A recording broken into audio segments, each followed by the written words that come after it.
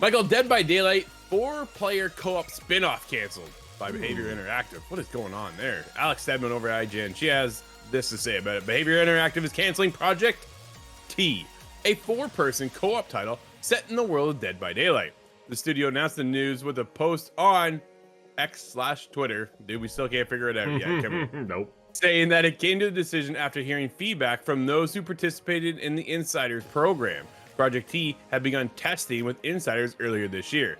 Man, that's unfortunate. Quote, following the playtest in July, we ran through internal risk assessment from a product and commercial perspective, end quote. Behaviour said in the statement, which you can read right now. Here we go, quote.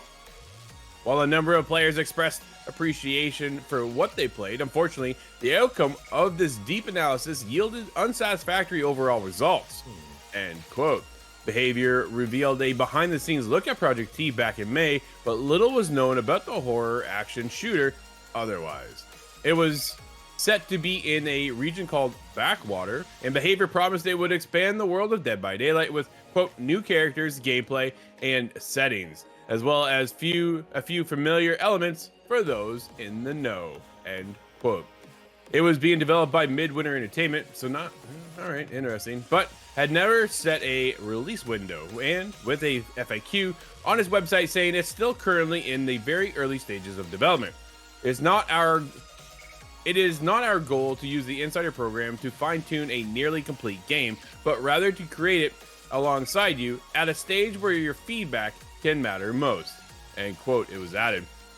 No further details were revealed regarding the project at the studio, although Dead by Daylight continues to get new content. Dude, Dead by Daylight is massive. It is a juggernaut of a game, and Behaviour right now is looking to kind of capitalize on that fandom of their core game and bring out these spin-off opportunities. We just got Frank Stone, Scott, and Steve right now are actually currently working on that review, so we'll be getting that one here shortly and getting our thoughts on that one and see how that one goes. But again, another spin-off, right? Can we get into these spin-off little segments?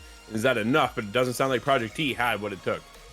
Yeah, this is one of those where, I mean, we talk about leaks all the time. I wish, Drew, we would have gotten some kind of leak about this, right? Like, what did it look like, right? Because, again, how do you, if you're testing for Insiders, you had some concept of a game. And it feels like most companies, if you get to that point, they're kind of just going to go ahead with it, maybe make some changes, but still find a way to release it. So would have loved to have seen exactly what this looked like. But as you said, Dead by Daylight, one of those massive games.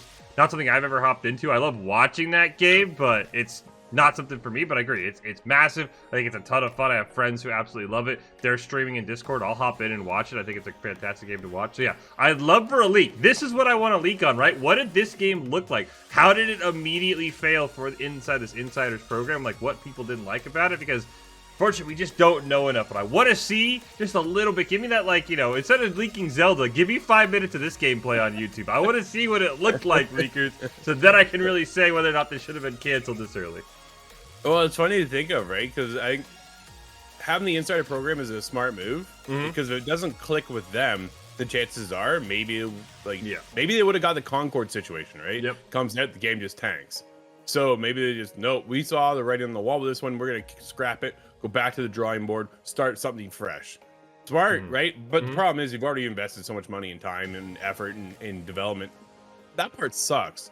But you need to know when to cut your losses and move on. So I'm glad that they were able to cut it before it comes out and maybe like taints the player base when it comes to the Dead by Daylight franchise. My son absolutely adores this game.